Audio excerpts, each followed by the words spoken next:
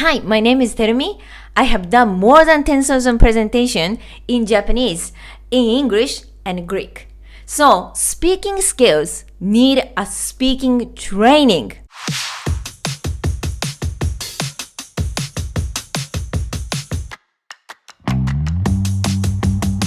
So, Sophia, you said that you learned some hiragana. What do you think? How many hiragana do you remember?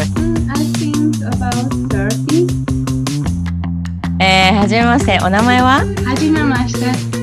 私の名前はキスソフィアです。でも、ソフィと呼んでください。よろしくお願いします。よろしくお願いします。出身はどこですか？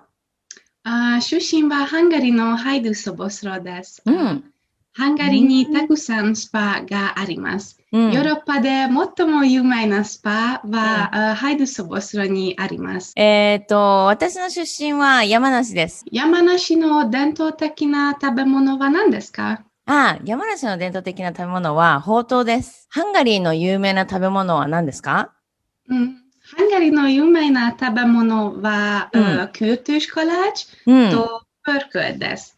キューティシュコラーチはハンガリーの伝統的なお菓子です。食べてみてください。はい、ぜひ食べてみたいです。ソフィアさんは学生さんですか？はい、大学でイベント企画を勉強しています。趣味は何ですか？趣味は旅行とアニメ鑑賞です。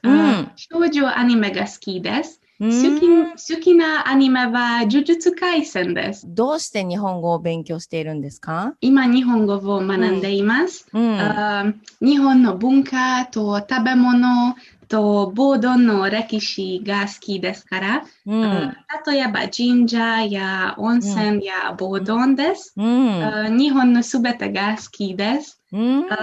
私の好きな食べ物はラーメンとたこ焼きとお好み焼きです。私の夢は桜のイベントを日本で企画したいと日本に住むことで働くことです。Hi, my name is Terumi.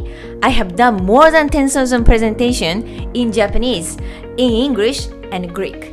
So, speaking skills need a speaking training.With the proper speaking training, you will be able to speak Japanese properly. So don't wait for 20 years and just studying grammar and vocabulary and kanji. It doesn't have any progress. So we really need a proper speaking exercise. So don't wait for 20 years. You can break your comfort zone and let's be a Japanese speaker today.